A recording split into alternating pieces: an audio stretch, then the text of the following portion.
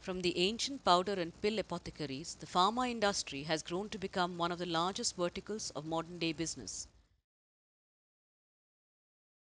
This short film chronicles Teva's journey from procurement to production in India during the years of 2000 till 2005.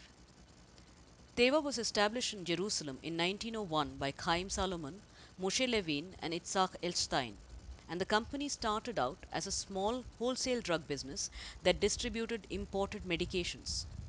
In 1935, Salomon Levin and Elstein opened a small pharmaceutical plant called Asia in Petah Tikva. Other plants founded at the same time include Sori in Tel Aviv and Teva, established by Dr. Gunther Friedlander in Jerusalem.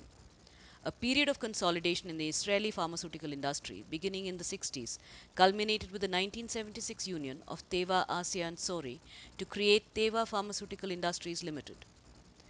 Teva Active Pharmaceutical Ingredients, or TAPI, is a major business unit of Teva. It has grown by acquiring manufacturing and development facilities around the world. So I think in the beginning of 2002, Meron Man was the head of the chemical division, and me, the API division. We went together to India for a 2 weeks tour, and during that tour we also visited JK, and we met Sidania. And at that time, during the tour, we already were discussing the option of maybe we should look at acquisition in India, but we were not determined. So during some of the places, we asked the question, is it available to acquisition? When on one hand it has a very good manufacturing facility, marketing was very poor and they were losing money continuously. So we asked him carefully if he would be able to sell, and if I remember correctly, it was an option that he was responding well. As of 2000, TAPI was actively procuring in India and needed to consolidate this activity with either contracting manufacturing facilities or having their own units. The decision to close one of TAPI's Israel plants had already been inked. And yet, India, for all practical purposes, could have been on another planet. In our HR, we understand immediately that we have to change our mind every country that we go. Yeah. And in India specific, you can't understand the culture if you have know somebody from India. Right. And Shalini was good for this because she understands our Israel and India. She even learns Hebrew for you, you know. Yes. I was HR, and our management don't know anything about the culture.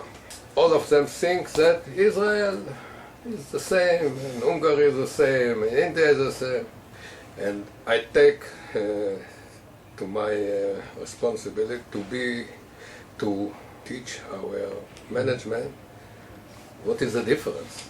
Because we have facility in Hungary, we have facility in India, we have facility in Italy, but it is not the first we have to understand the culture of the country before the culture of the culture of the working and the company.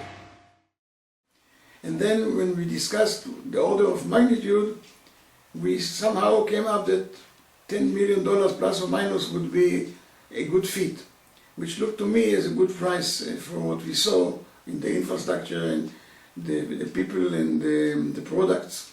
And I think later when I came back and started to look for real acquisition, this is the number I had in my mind, that this was the reference. He wanted much more at that time already, and this is why it took us a long time, because we did not want to raise the money, because we were not sure how good the acquisition would be, and this was the first acquisition in India. So I think if we had a higher target, probably we could finish earlier.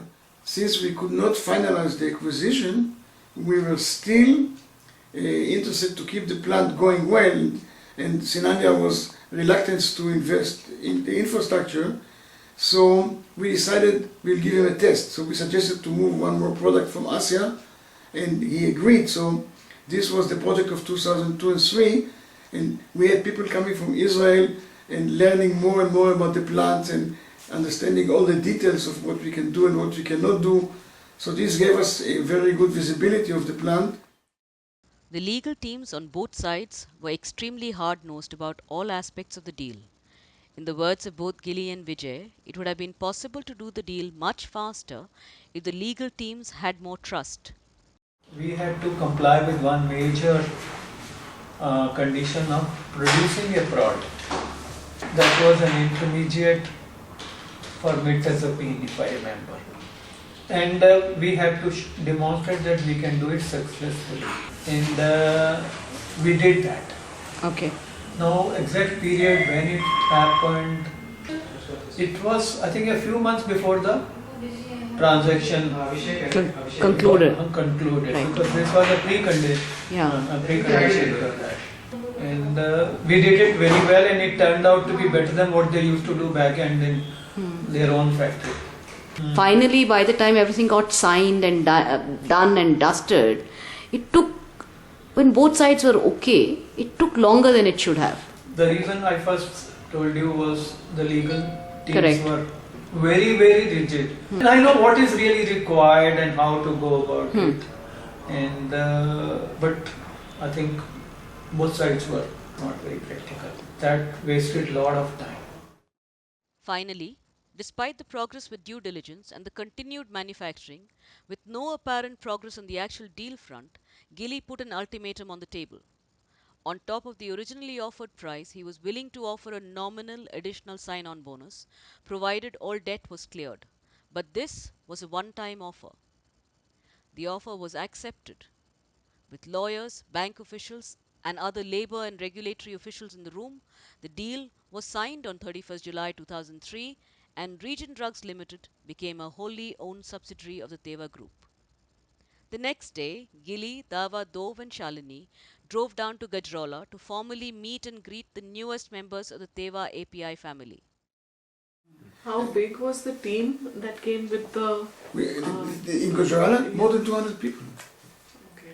And we kept all that team with us, and even the senior, very senior partners of Batra, we all the time, during all the visit in 2002, we spent a lot of time, personally me, with all the staff to encourage them that once Teva gets in, we will invest, we will grow, it will be a good deal for them to stay. And that's the way we kept them. And I think we kept the promise. The notion of moving any R&D out of Israel was anathema. Gilly, having spent almost 2 years in India, was convinced this was the way forward.